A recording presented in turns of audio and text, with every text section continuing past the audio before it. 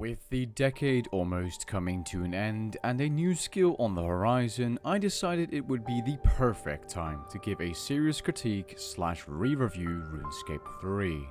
RuneScape is one of the most popular MMORPGs of all time, a game that was part of millions of people their childhoods. Back then, RuneScape had a magical feeling to it, something that no other game could replicate. After so many years have passed, does it still have that magical feeling? And is it still worth playing? That's what we'll be covering in this video, so when you're ready, grab your cup of tea, sit back, relax, and enjoy.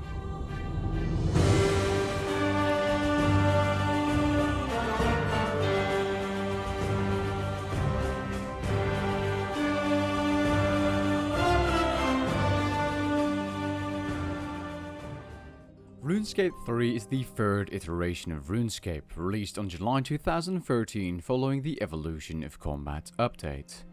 The Evolution of Combat update was an update that made a large chunk of the player base quit. I myself was taking a break from RuneScape at the time. These players quit because they did not agree with the direction the game was heading in, and that's completely fair. Take any other MMORPG's player base for example. If the developers of whatever game you're thinking of were to change the core combat mechanics of the game, just as many players would have quit that game as well. Before we delve into the game itself, let's compare the actual cost of being a member, as playing this game free to play is an option and it will suffice for new players at first, but being a free to play player severely limits you from training up your account fast, and it will lock you out of the most interesting content. As you can see on this image, even after multiple membership cost increases, RuneScape is still one of the cheaper games in its category. And other MMOs like Black Desert Online, Guild Wars 2, Elder Scrolls Online, etc. are one-time purchase games and thus are not listed. So what makes RuneScape membership so appealing? Well, after buying membership you notice you get out of that free-to-play demo-like experience and get to play the entire game. Membership gives you access to all of the skills, hundreds of quests, dozens of bosses, mini-games and so much more.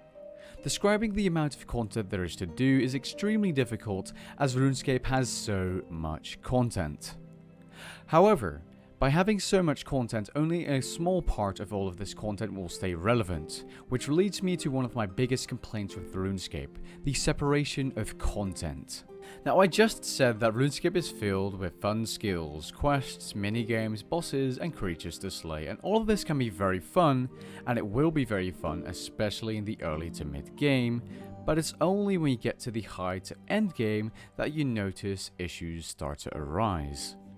Just a note, this is a critique and I will hop from negative to positive a few times in this video. The developers of RuneScape primarily focus on pleasing the higher end players and are in an endless loop of fixing PvM related bugs and releasing new high level content, with some exceptions. The majority of new content that isn't the meta or doesn't give the maximum amount of experience or more experience is considered worthless by the high to end game players and usually ends up being left in the dust unless useful at the mid game for Ironman accounts or newer players. This then results in experience related power creep and methods become faster and faster and turn into what old school players call easyscape. Back in the day, most people played for fun, but as it seems nowadays, people want each update to be better experience, at least the RuneScape 3 players, or make more money than the last. And this makes sense. Otherwise, it will be considered worse than the already existing content and therefore dead content. But this isn't where I see the problem. As RuneScape, though being a fun game, is a really grind intensive MMO, and the less time it takes to get to the fun stuff, the better in my opinion. But the developers of RuneScape have a habit of leaving broken or outdated content behind while adding new, better content, and then months or even years down the line, nerfing a fast or good bit of content back into the ground. Examples of this could be the Gothixian cash nerf, the player-owned farm nerf, and possibly the worst of them all, the Hunter rework, aka nerf. At the same time, they usually do this by extending the skills max level to 120 and almost forcing completionist type players to go back to grinding to get their dynamic achievements again. Again, this keeps the loyal endgame players playing. But wait, there's more. While having done all of these things, the game has also upped their amount of microtransactions with more and more OP promotions by the month, despite even being called out by the UK Parliament and people with gambling addictions spending thousands of dollars on microtransactions. This has caused enormous outrage by the vocal community in Discord servers, but primarily on the official Runescape subreddit, which by the way can easily be considered an echo chamber for players and their problems with the game or microtransactions, because there's almost no player or customer support. Microtransactions have also caused even more players to finally quit this game, and the player count got even lower. Yet, still, RuneScape 3 is far from being a dead game, and there are still people playing this game.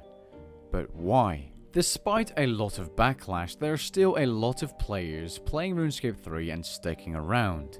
So let's talk about some things I like and dislike as a veteran player and as a content creator for this game. First of all, RuneScape 3 looks great. It's not the best looking game by any stretch of the imagination, but it looks beautiful and colourful in its own way, especially in the newer areas of the game. Now every now and then, RuneScape updates a certain large area graphically with some sort of event, and it always turns out to look much better than before. However, there are still many large areas that are graphically outdated, like Ramja for example. Have a look. Do you see that difference? Yuck.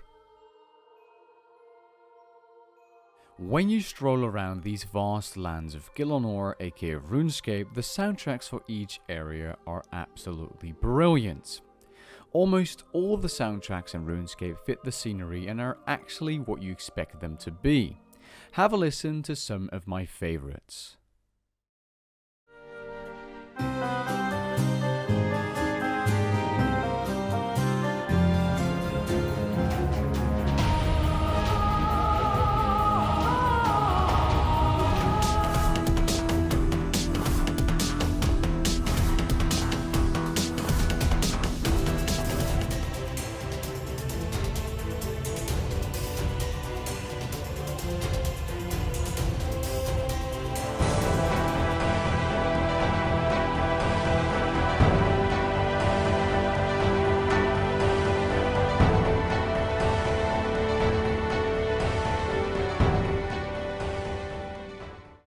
The next thing I like is the community. I have never seen a game with a community quite like RuneScape's.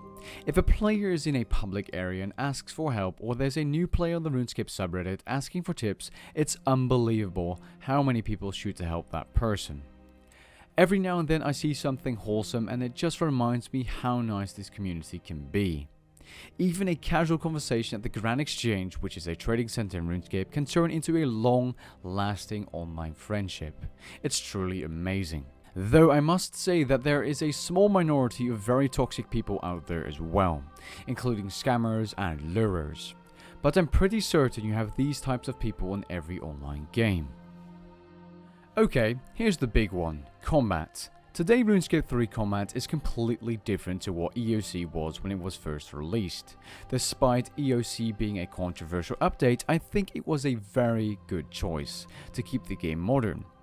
But I'm happy they released 2007scape not long after for the people that absolutely hated EOC.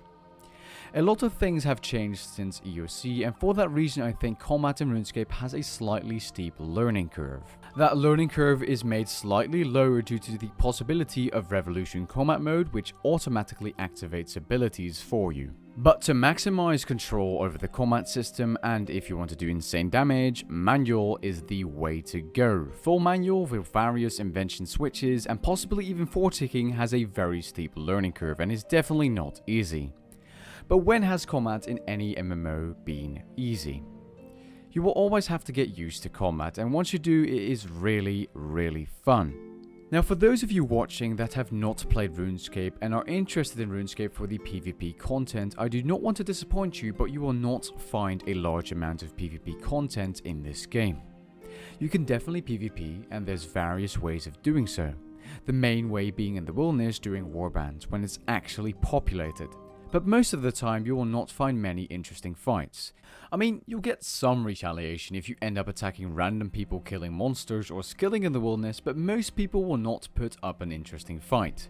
Sometimes, however, you will bump into someone who's an actual PvPer and they can definitely give you a run for your money, but most people PvPing in the wilderness, including myself, try the low risk approach with a chance of smiting a very expensive item from someone who is careless enough to risk an expensive item. Not to mention, PvP is not balanced that well, and the entire wilderness isn't what it used to be. It feels really empty and it should have a rework to actually make it scary just to run around in it. It's now just an empty area where people skill and some people get killed here and there by a PKer. PvM, however, is easily the most interesting and unique thing about RuneScape 3 combat without comparison. There are over 100 bosses in RuneScape of various types.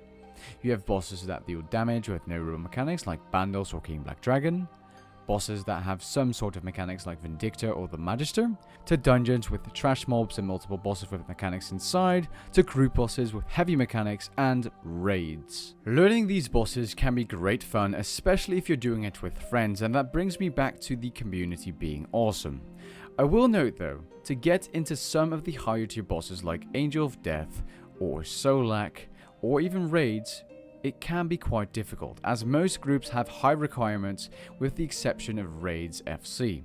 Elitism is also a thing in RuneScape 3. Now, I never found it to be that hard myself, but that may be because I'm a content creator that people are more likely to want to bring me along and help me out. I do know, however, that a lot of others have had a hard time getting help with PvM, and this can be a turn-off for a lot of newer players for high-level PvM. This is exactly why I make guides and help people out in my Discord as much as I can, even though I have limited time. The combat itself isn't all that great all the time. There are many bugs and annoying things that interfere with combat which makes it tedious. First of all, dead clicks and dead inputs. You see, usually in games where you use keybinds or click things, they work instantly, all of the time. In RuneScape, there are many occasions where this doesn't happen, and at certain bosses, this can get you killed, and it's truly infuriating. In RuneScape, when you poison a mob or do something that does damage over time and you teleport away, they still take that damage over time. When this is happening, you can get cancelled out of your bank, and this can be especially frustrating in the elite dungeons when trying to bank, or in Gold Rush Dungeon 2. This can literally go on for a few minutes and it still hasn't been fixed after so many months. Another thing I don't like is what happened to most mid-tier bosses after the mining and smithing rework. This rework replaced all bars and metal weapons and armor drops at bosses for salvage and stone spirits. These so-called stone spirits are largely worthless and only recently got a small use with the 120 Herblore update. It has almost been a year now. Come on, Jagex. Oh. 120 skills. Let me just hop over to that, or just skills in general. Remember how I was talking about skills being extended to keep endgame players grinding and playing? Well, Jagex/RuneScape are laughably bad at extending skills to 120. 99 takes about 13 million experience to get to, while 120 takes 104 million XP. That's 8 times as much. You'd expect them to add at least the same amount of content from levels 1 to 99 to 99 to 120, right? Especially with levels taking so ridiculously long. Well, wrong.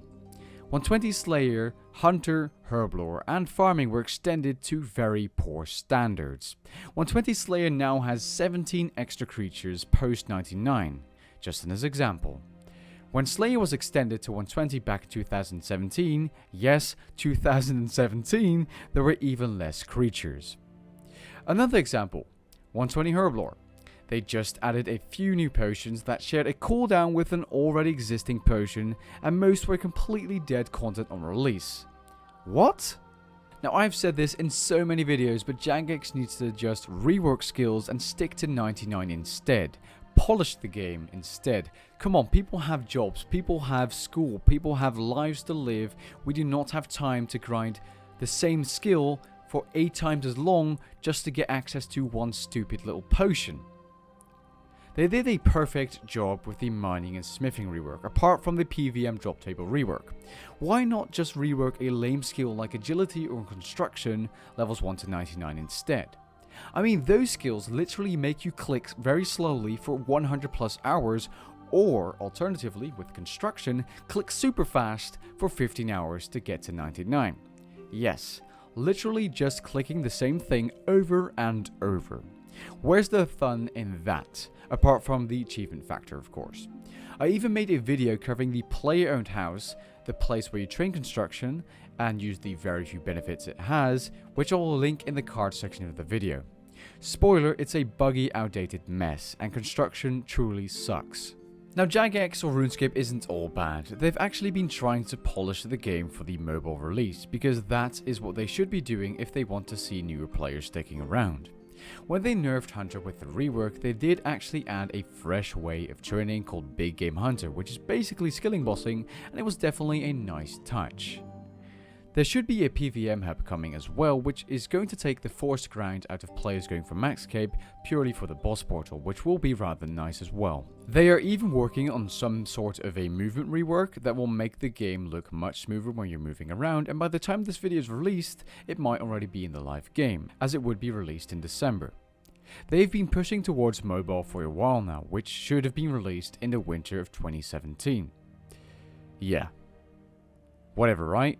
If you are a member and you have an Android phone, you can now actually download the open beta for Runescape 3 mobile. Now, I'll be honest, mobile is nothing to be excited about unless you like to play RPG games on your mobile phone. In my eyes, with small use of mobile, I can say it works. It looks much better than a year ago, it runs better, and it has a cleaner interface. However, you are at a big disadvantage using RuneScape 3 mobile for anything else than AFK skilling or AFK combat, because bossing, hunting clues, or completing quests on mobile is a pain. Apart from that, I don't think there is that much more to say about mobile. If it's your thing, it's your thing. If it isn't, it isn't. I suggest if you are going to play RuneScape for the first time, you play it on a computer instead. Now, quests are probably the other really unique thing in RuneScape 3. So unique, I even made a full video covering why quests are unique in RuneScape 3. I'll leave a card to that video if you're interested. Quests are essential to unlock certain things for your account, and the newer quests are quite decent, but most all the quests can be years old and be forgotten, so you do have some bugs here and there that can make them extra tedious and boring unless you're a lorehound and you like quests.